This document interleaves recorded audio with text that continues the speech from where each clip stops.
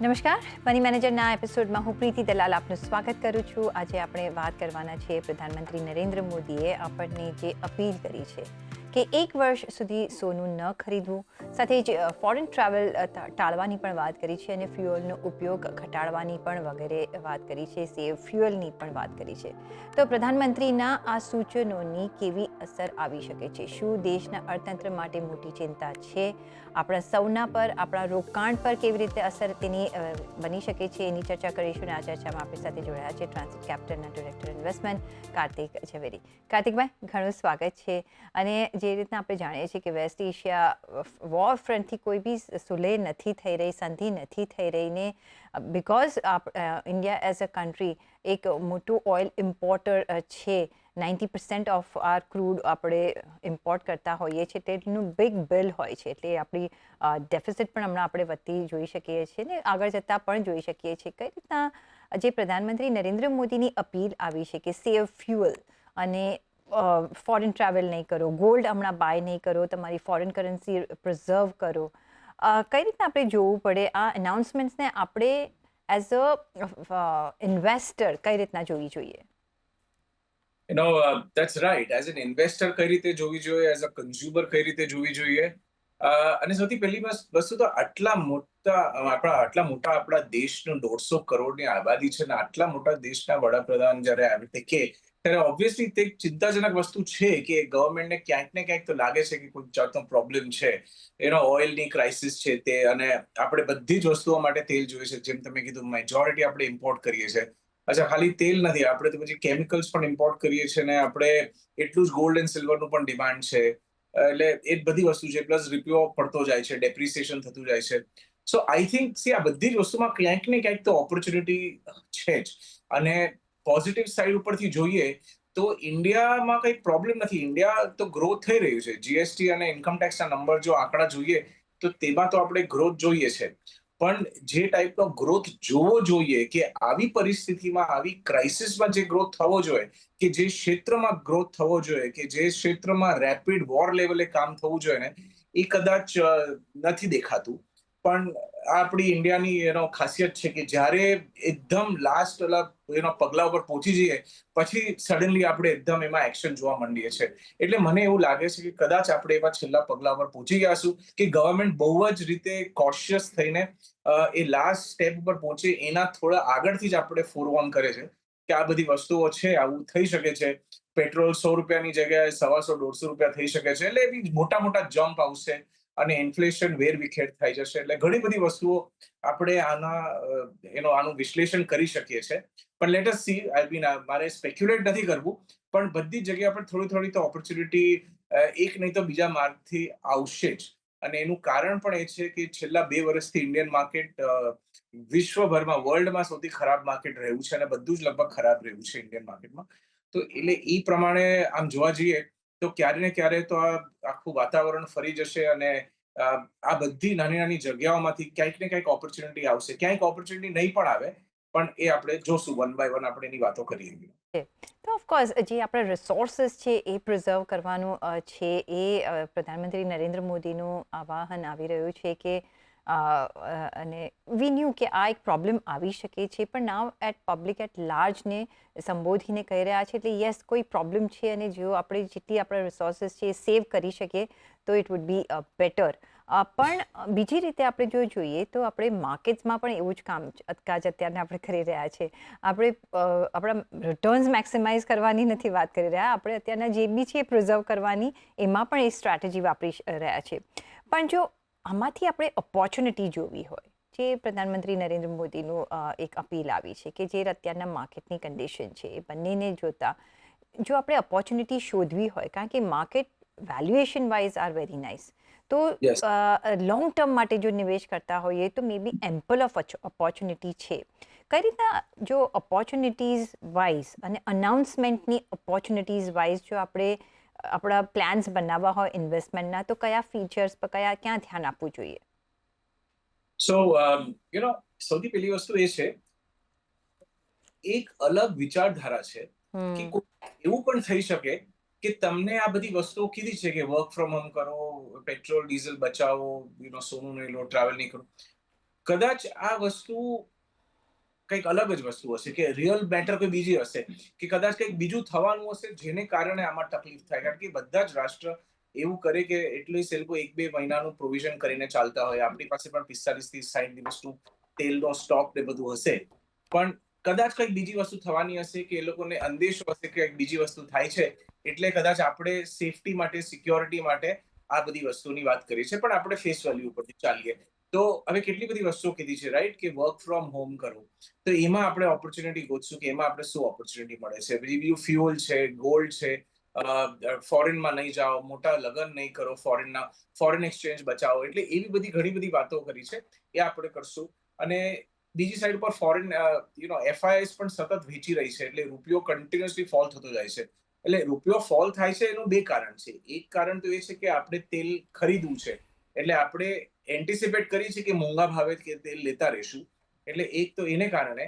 બીજી વસ્તુ, તેલ સાથે બાકી બધું જે છે, કે કમોડિટીઝ છે, ફર્ટિલાઇઝર છે, ને જે બધું આપણે ઇમ્પોર્ટ કરવું પડે છે, કેમિકલ્સ વગેરે. તો એ, અને ત્રીજી સાઈડ ઉપર એફઆઈએસ પણ સતત ઇન્ડિયન રૂપિયો દેશમાંથી બહાર કાઢે છે. એટલે મીન્સ એને વેચે છે અને ડોલર લઈ જાય છે. એટલે ડોલરની ડિમાન્ડ ઘણી વધારે છે. એટલે આ ત્રણેય વસ્તુની એક આ ત્રણેય વસ્તુ એક સાથે આવી ગઈ છે, અને એને કારણે આપણે જોઈએ છીએ કે આટલું બધું ડેમેજ થવા માંડે છે. પણ I think work from home is the first thing. Work from હોમની આપણે જો એનાલિસિસ કરીએ, તો મને એવું લાગે છે કે વર્ક ફ્રોમ હોમમાં જે રીતે જે બધી ઇન્ડસ્ટ્રીઝ ને જે સેક્ટર્સને બેનિફિટ થયેલું, હવે જેમ કે કન્ઝમ્પશન અને ફૂડ ઇન્ડસ્ટ્રીઝ, તમે ઘરમાં છો, તમે ટ્રાવેલ નથી કરતા, પણ તમારું બાઇંગ અને જે ઘરમાં તમારે વસ્તુઓ છે, ઓફિસની વસ્તુ, એ બધી તમારે ઘરમાં પણ લાવવી પડશે. એટલે કન્ઝમ્પશન છે, ઇન્ટરનેટ છે, ટેલિકમ્યુનિકેશન છે, ઈ કોમર્સના બધા પ્લેટફોર્મ્સ છે. અને ખાસ કરીને પછી બે અલગ બહુ ઇન્ટરેસ્ટિંગ ક્ષેત્ર મને લાગે છે, રિન્યુએબલ પાવર. કારણ કે શું છે કે તમે ઘરમાં રહેશો તો તમે તમારો પાવર યુઝેજ જવાનો છે ઉપર, એર કન્ડિશનિંગ ઉપર જશે. એટલે એક તો એર કન્ડિશનિંગ આખી ઇન્ડસ્ટ્રી આમાં આવી જશે. અને બીજી વસ્તુ એ થશે કે એર કન્ડિશનિંગના બિલ વધશે, તો લોકોને એમ થશે કે ભાઈ આપણે ટ્રાય કરીએ કે સોલાર પાવર યુઝ કરીએ અને બીજો રિન્યુએબલ પાવર યુઝ કરીએ. તો as a household consumer પણ આપણે એનો વિચાર કરશું, અને as an industry, as a sector, એ લોકો પણ વિચાર કરશે કે આપણે વધારે ને વધારે renewable power, solar, wind, thermal, nuclear, એ બધું કરીએ. એટલે મારા ખ્યાલથી આ બધા જ ક્ષેત્રમાં બેનિફિટ થશે, which is the hidden benefit of work from home. Hmm. Suppose આપણે ફ્યુઅલ કન્ઝમ્પશનની જે વાત કરી છે કે જી. ઓછું સેવ કરો, ઓછું કરો, વર્ક ફ્રોમ હોમ કરો, કમ્યુટ એટલું ઓછું થશે, કરેક્ટ. જેટલો વપરાશ જેટલો ઓછો થશે એટલું will be able to save. કારણ કે હવે જે પણ આપણે હાઈ કોસ્ટના ફ્યુઅલ આપણે લઈ રહ્યા છે, રાઈટ? કઈ રીતના તમે જોઈ રહ્યા છો એની ઇમ્પેક્ટ? અને જો સપોઝ આપણે સેવ કરીએ છીએ, તો કઈ રીતના ઇમ્પેક્ટ પડી શકે છે, ને ઇન્વેસ્ટમેન્ટ ઓપોર્ચ્યુનિટી વાઇઝ તમે ક્યાં નિવેશ કરશો? સો ગવર્મેન્ટ તમને ડાયરેક્ટલી એમ નથી કહી શકતી કે તમારી જે ગાડીઓ છે બધી વેચી દો કે સ્ક્રેપ કરી દો, રાઈટ? કારણ કે ઓટોમોબાઈલ એઝ અ સેક્ટર કેટલા હજારો લાખો લોકોને એમ્પ્લોયમેન્ટ આપે છે, એ લોકોનું ઘર ચલાવે છે. એટલે ડાયરેક્ટલી તે રીતે નહીં કરી શકે. પણ તમે અધરવાઇઝ જુઓ કે ઇલેક્ટ્રિક વ્હીકલ્સ જેટલા આવ્યા છે, ઓકે, એમાં ચાર્જિંગ ઇન્ફ્રાસ્ટ્રક્ચર દર વર્ષે પણ નહીં, દર 6-6 મહિને કેટલું એક્સપેન્ડ થતું જાય છે. Point number 1. પોઈન્ટ નંબર 2, કે એક્સેલરેટેડ ડેપ્રિસિએશન મળે છે. એટલે હવે આ ખાસ કરીને સેલરીડ લોકોને કદાચ સમજમાં ન આવે, કે એ લોકોનું ધ્યાન ન આવ્યું એની પર. પણ જેટલા લોકો સેલ્ફ એમ્પ્લોયડ છે કે બિઝનેસ ઓનર્સ છે, એ લોકો માટે એક્સેલરેટેડ ડેપ્રિસિએશનને કારણથી એ લોકોનો કેટલો બધો ટેક્સ બચી જાય. ત્રીજી વસ્તુ, રોડ ટેક્સમાં લગભગ 100% એક્ઝેમ્પશન છે. આજે રોડ ટેક્સ જે છે લગભગ 7% લઈને 20% સુધી છે ગાડીઓ ઉપર. તો હવે તમે ઇલેક્ટ્રિક કાર લો અને એની પર આશરે 10-15%, 20% પણ તમે જો ટેક્સ બચાવી લો, road tax, registration road tax, તો કેટલા બધા પૈસા બચી જાય. એટલે આ બધા ઇન્સેન્ટિવ્સ ઇનડાયરેક્ટલી છે. અને ડાયરેક્ટલી તમારે ને મારા માટે, C, it is very clear કે આપણા દેશમાં સડનલી આપણે તેલ નથી પ્રોડ્યુસ કરી શકવાના. એટલે આપણે એમાં કોશિશ પણ નથી કરવાની. આપણે જે કરી શકીએ છીએ એ રિન્યુએબલ પાવર છે. પણ જે, એટલે એ જ મેં કીધું આપણે આ શોના શરૂઆતમાં, કે જે સ્પીડથી કામ થવું જોઈએ ને, એ સ્પીડથી કામ નથી થતું. એટલે કાલ ઉઠીને કઈ બધું ગવર્મેન્ટ આમ અનાઉન્સ કરી દે કે બધા બિલ્ડિંગમાં કમ્પલસરી તમને આટલું જ ઇલેક્ટ્રિસિટી આપશું, તમારે 20% ઇલેક્ટ્રિસિટી તમારી જાતે સોલરથી જનરેટ કરવી પડશે. ભલે આ સબસિડી લઈ જાઓ ને આ બધું લઈ જાઓ, પણ જ્યાં સુધી આવી રીતે કોઈ પોલિસી નહીં આવે ને, ત્યાં સુધી લોકો જાગશે નહીં. પણ in the meanwhile, EVs, electric vehicles, EV mobility solutions આપવાવાળા, સ્પેર પાર્ટ્સ, બેટરી વાળા, અને આ બધા જે એન્સિલરી ઇન્ડસ્ટ્રીઝ રિલેટેડ છે કે જે ઇવીઝમાં કામ કરશે, મારા ખ્યાલથી આ બધી ક્ષેત્રમાં તમને એક બહુ સરસ ઇન્વેસ્ટમેન્ટ ઓપોર્ચ્યુનિટી બની રહી છે. કારણ કે એક એવા સ્ટેજ ઉપર આવી જશું કે ભાઈ તમારી પાસે ઓપ્શન નહીં રહે. કાલ ઉઠીને ટુ વ્હીલર વાળા પણ હવે તો ટુ વ્હીલર પણ આપણે ઈવી વાળા આવ્યો માંડ્યા છે. એટલે સુનો લેટે એવું થશે કે ટુ વ્હીલર વાળો પણ વિચાર કરશે કે ભાઈ લાખ રૂપિયા, સવા લાખ રૂપિયાનો પણ મને ઈવી મળતું હોય તો let me go and buy it. તો મારું છે ને આ પેટ્રોલ લેવાનું પ્રોબ્લેમ જ સોલ્વ થઈ જાય. પછી એક ઓલું બટન ખોલશે, બેટરી કાઢશે, ઘરમાં જશે, ચાર્જ કરશે ઓવરનાઇટ. જેમ મોબાઈલ ચાર્જ કરે છે એમ એની સ્કૂટરની બેટરી ચાર્જ કરે અને બીજા દિવસે કામ પર નીકળી જાય. Think about how easy this is. તો મારા ખ્યાલથી ઇલેક્ટ્રિક વ્હીકલ અને મોબિલિટી સોલ્યુશન્સની આખી ઇન્ડસ્ટ્રી, આખા સેક્ટરમાં ઘણો બધી ઓપોર્ચ્યુનિટી બનવાની તક છે. એબ્સોલ્યુટલી. એટલે અહીંયા ઓફકોર્સ જો થોડા ચાર્જિંગ સ્ટેશન્સ વધી જાય અને વચ્ચે જાય જેટલો આપણે વધારે ઉપયોગ કરીશું ઇલેક્ટ્રિક વ્હીકલ્સનો, તો એ પણ ઇકોસિસ્ટમ બનતી રહેશે ને ઘણો બધો સુધાર આવી ગયો છે. અને બીજી બાજુ એન્વાયરમેન્ટ થોડું આપણને ક્લિયર એન્વાયરમેન્ટ મળશે, પોલ્યુશન ફ્રી. જો કે બીજા કામકાજ તો બહુ ચાલે છે, પણ એટલીસ્ટ આ એંગલ પર સે આપણે નજર રાખી શકીએ છીએ. પણ બીજું જે ગોલ્ડ ફ્યુઅલ એક નેસેસિટી કદાચ બની જતી હોય છે, બિકોઝ ઘણા બધામાં આપણે ઇન્ડસ્ટ્રીમાં પણ ફ્યુઅલ વપરાતું હોય છે. Gold buying, yes, you can easily not buy gold, એ બની શકે છે. ઓફકોર્સ જેને પ્રસંગ આવતો હોય, જેને કંઈ હોય એમને લેવું પડે. પણ જો એક વર્ષ માટે જો આપણે ગોલ્ડ નથી બાય કરતા, તો આપણે ફોરેન એક્સચેન્જ કેટલું બધું પ્રિઝર્વ કરી શકીએ છીએ? એકચ્યુઅલી આ કાઉન્ટર પ્રોડક્ટિવ છે પ્રીતિબેન. આમ જે જોવા જઈએ યુ સી, મને નથી લાગતું કે આ ગોલ્ડમાં કોઈ કઈ સાંભળશે. સી, ઓટોમેટિકલી ગોલ્ડમાં કેવું છે, ભાવ વધેલો હશે તો જેને દાગીના ખરીદવા છે કે જેનો પ્રસંગ આવશે એને થોડી તકલીફ થશે, એટલે એ નહીં ખરીદી શકે. પણ ગોલ્ડના ભાવ ઊંચા જવાથી શું ગોલ્ડ લોકો ખરીદશે નહીં? આઈ ડોન્ટ થિંક સો. આ એક ડિમાન્ડની વસ્તુ છે, આપણું કલ્ચરલ ઇશ્યુ પણ છે અને એક નેચરલ ડિમાન્ડ છે કે લોકો વર્ષોના વર્ષ દર દિવાળી, અક્ષય તૃતીય, ધનતેરસ, એ બધા દિવસે 5 ગ્રામ, 10 ગ્રામ, 15 ગ્રામ ગોલ્ડ લેતા હોય છે. તો આટલા વર્ષોની જે પ્રથા છે એ કેવી રીતે બદલી નાખશો? જે ડિમાન્ડ છે એ તો છે જ.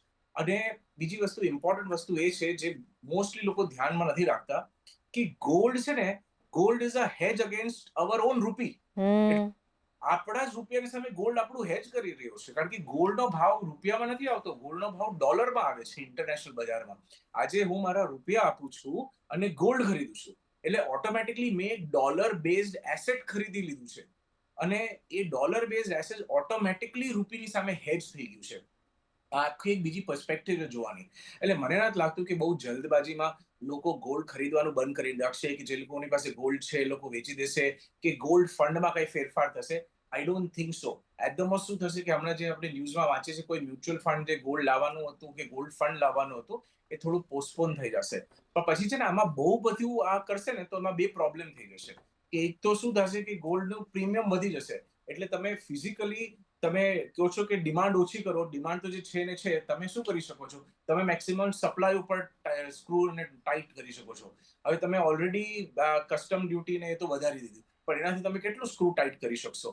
ડિમાન્ડ કેટલી વધારે છે, અને જો ડિમાન્ડમાં દુનિયાભરની, વિશ્વભરની સેન્ટ્રલ બેંક્સ જો ગોલ્ડ ખરીદતી હોય, અને આજે તમે એમ કહો કે ઇન્ડિયન પબ્લિક તમે બલિદાન આપી દો, તમે ગોલ્ડ નહીં લો, તો શું આ વિચારવા જેવી વસ્તુ છે કે વિશ્વભરની સેન્ટ્રલ બેંક્સ અને ઇન્ક્લુડિંગ આપણી સેન્ટ્રલ બેંક એ બધા ગોલ્ડ લે અને આપણે કોમન પબ્લિકને કહીએ કે તમે ગોલ્ડ નહીં લો. તો આમાં કોઈ ડિસ્કનેક્શન છે. એટલે આ બધી વસ્તુ બહુ ક્લિયરલી સમજમાં આવે છે. અને લોકોને આજે હેજ કરવું હશે ને તો કદાચ ગોલ્ડ લેશે. પણ ચાલો, આપણે ઇન્વેસ્ટમેન્ટની વાત કરીએ છીએ, એટલે મારા ખ્યાલથી મારે બે સંદેશ આપવા છે. એક, તમે જલ્દબાજીમાં કાંઈ વેચી નહીં દેતા, કારણ કે મારા ખ્યાલથી ગોલ્ડનો ભાવ વધતો જ રહેશે. ઇન્ટરનેશનલ બજારમાં ડોલરમાં વધશે એટલે રૂપિયામાં ઓટોમેટિકલી વધી જશે. અને બીજી વસ્તુ એ છે કે ગોલ્ડના રિલેટેડ જે સેક્ટર્સ છે, કે ગોલ્ડ માઇનિંગ છે, કે જ્વેલરી છે, અને તમે નેશનલી ઇન્વેસ્ટ કરો, એટલે મીન્સ આપણા દેશમાં કરો કે ઇન્ટરનેશનલી કરો, બે તક છે તમારી પાસે આજના દિવસમાં. તો તમે એ કરી શકો છો, પણ જરૂરથી વેચતા નહીં. લેવું ન લેવું એ તમારી ઈચ્છાની વસ્તુ છે, કારણ કે આપણા પ્રાઇમ મિનિસ્ટરે આપણે કીધું છે, એટલે એક રીતે આપણે એને માન તો રાખવું પડે.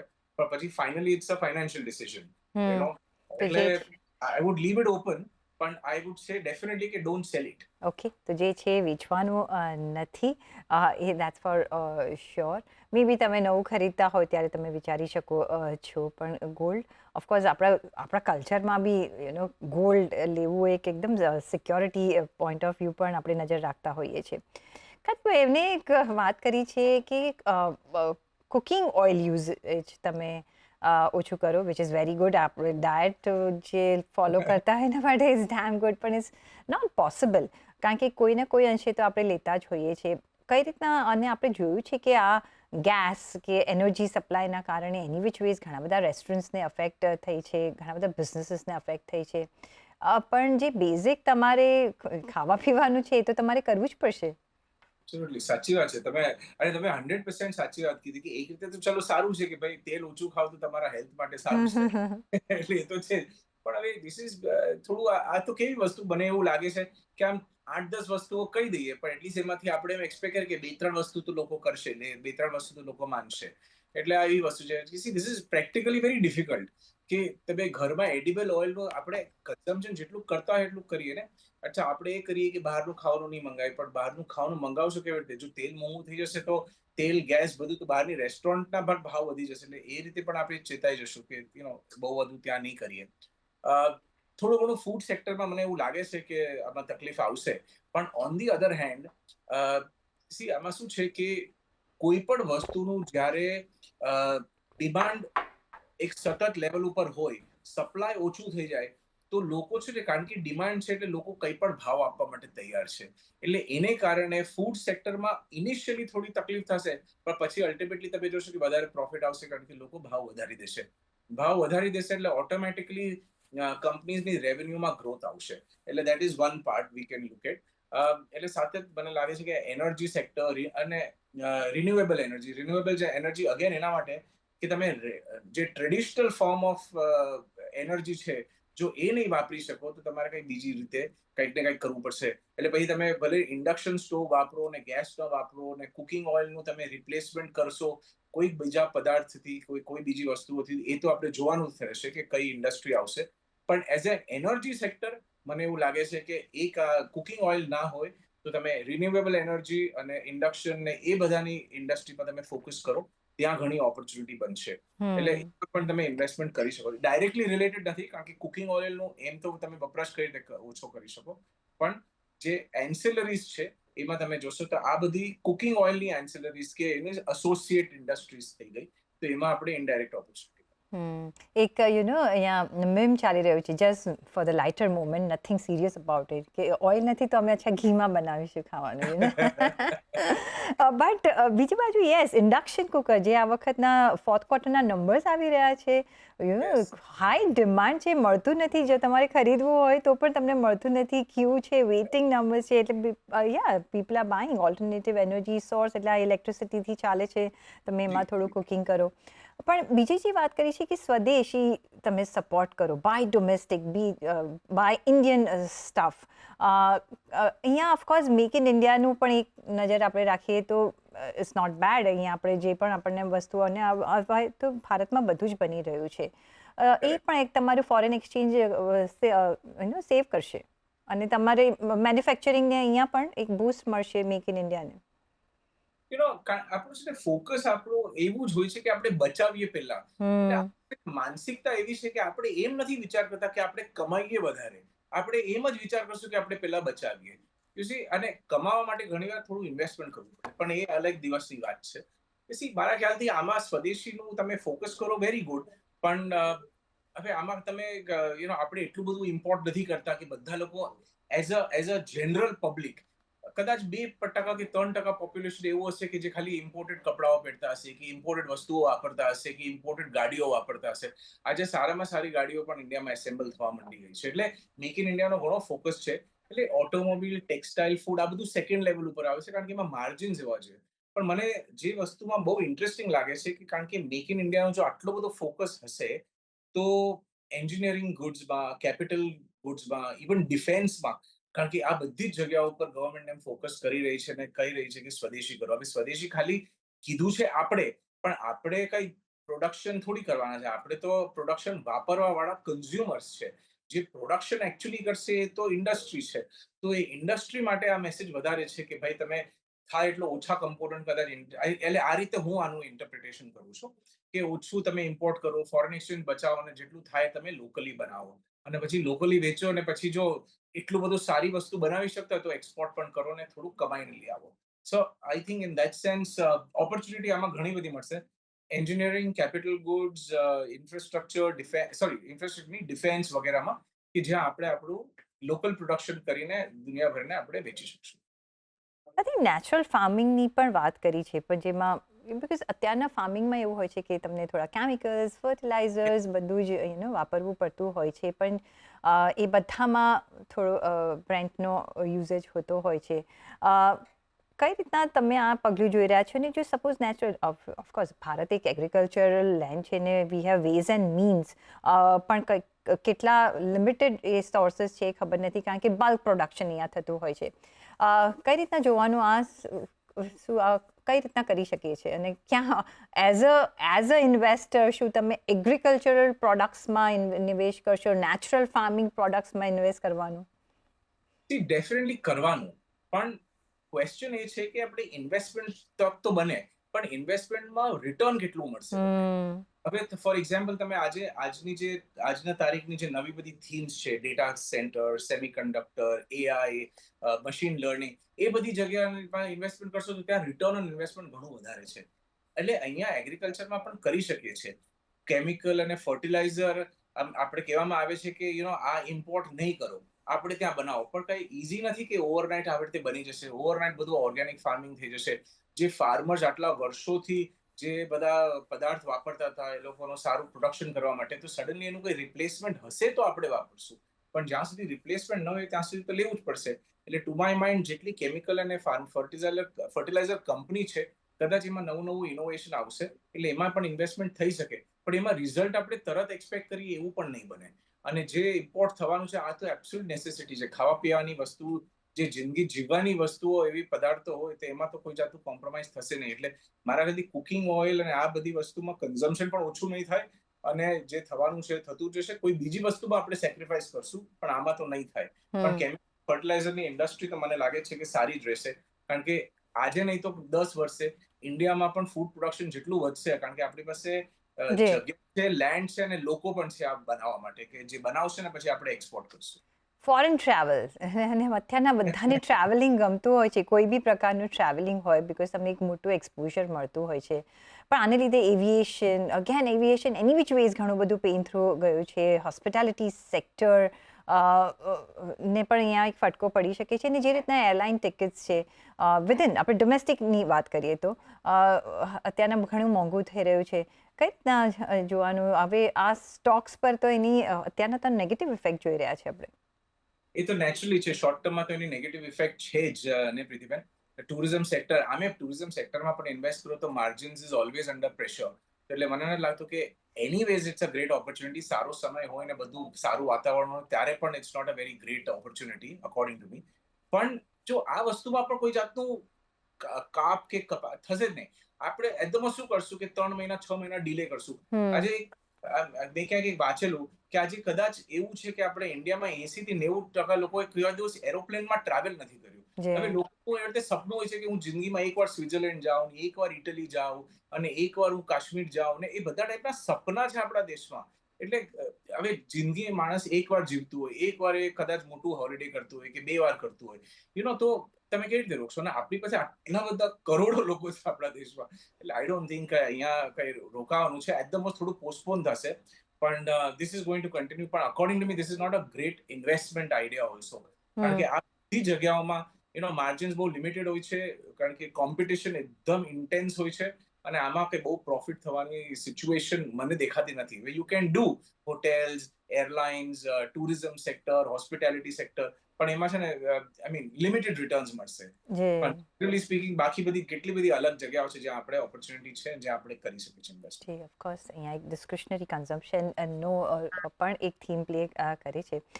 પણ યસ, અત્યારના પ્રધાનમંત્રી નરેન્દ્ર મોદીએ એક અપીલ કરી છે, અને જેમ કાર્તિકભાઈએ કહ્યું કે વેઝ એન્ડ મીન્સ છે, જેમાં જે થોડું આપણે સેવ કરીશું એ આપણા દેશના ફાયદા માટે જ છે. પણ એમાંથી આપણે એક ઇન્વેસ્ટમેન્ટ ઓપોર્ચ્યુનિટી પણ શોધી શકીએ છીએ, અને એવા સેક્ટર્સ પર નજર રાખી શકીએ છીએ કે જ્યાં વધારે માર નથી પડતો, અને જ્યાં એડવાન્ટેજીસ પોઝિશન થઈ રહી છે તેમાં તમે નિવેશ કરો. પણ એ સાથે જ અત્યારના બસ આટલું જ. પાછા મળીશું નેક્સ્ટ એપિસોડમાં. ત્યાં સુધી આપશો રજા.